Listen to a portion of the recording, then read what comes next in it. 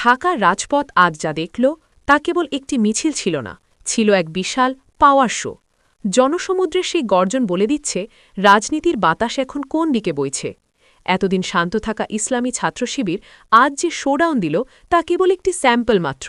নেতারা সাফ জানিয়ে দিয়েছেন, আসল খেলা তো এখনও বাকি। নির্বাচনের ঠিক আগ মুহূর্তে এই শোডাউন কি ছাত্রদলের আত্মবিশ্বাস গুড়িয়ে দিল?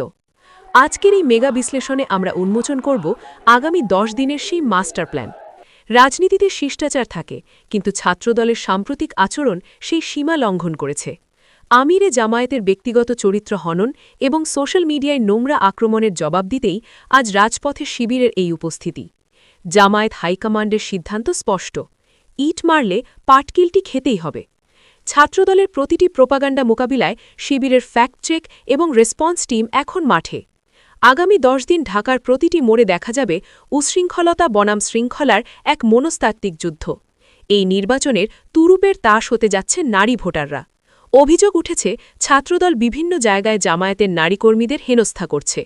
কিন্তু এবার আর চুপ থাকা নয়, ইসলামী ছাত্রী সংস্থা এবং মহিলা জামায়াত প্রতিটি ওয়ার্ডে দুর্গ গড়ে তুলবে। নারীকর্মীদের নিরাপত্তার জন্য শিবিরের পক্ষ থেকে তৈরি করা হয়েছে প্রোটেকশন শিল্ড। তারা নারীদের কাছে গিয়ে বোঝাবে কারা আসলে নারীর প্রকৃত সম্মান রক্ষা করে আর কারা হ্যাকিংয়ের মাধ্যমে নোংরামি ছড়ায়। গুঞ্জন রয়েছে তারেক রহমানের সরাসরি নির্দেশেই ছাত্রদল জামায়াতের বিরুদ্ধে এই অ্যাগ্রেসিভ অবস্থান নিয়েছে। বিএনপি হয়তো বুঝতে পারছে তাদের দীর্ঘদিনের ভোট ব্যাংক এখন জামায়াতের জোয়ারে ভেসে আছে, তাই তারা বেছে নিয়েছে চরিত্র হননের পথ। কিন্তু ডাক্তার শফিকুর রহমানকে রাজনৈতিকভাবে মোকাবিলা করতে ব্যর্থ হয়ে এই যে নোংরা খেলা শুরু হয়েছে তা কি বিএনপির জন্যই কাল হয়ে দাঁড়াবে? এখন আপনাদের এমন এক তথ্য দেব যা শুনলে আপনি চমকে উঠবেন। আমিরে জামায়াতের টুইটার হ্যাক হওয়া কি শুধুই ষড়যন্ত্র, নাকি এটি বিজয়ের কোনো ঐশ্বরিক সংকেত? চলুন ইতিহাসের পাতায় চোখ বুলাই।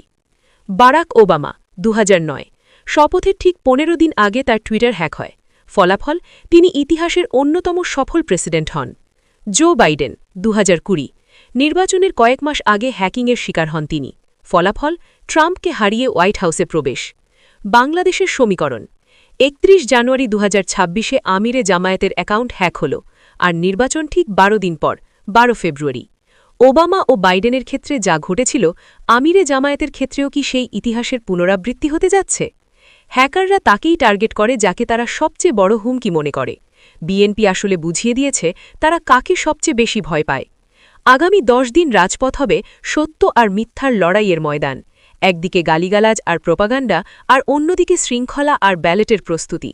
বিএনপি কি পারবে শিবিরের এই কম্বাইন্ড অ্যাটাক সামলাতে, নাকি নোংরামি করতে গিয়ে তারা নিজেদের পায়েই কুড়াল মারল? আপনার মতামত কি?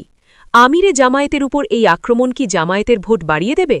কমেন্ট করে আমাদের জানান, আর পরবর্তী আপডেট পেতে সাবস্ক্রাইব করে সাথেই থাকুন।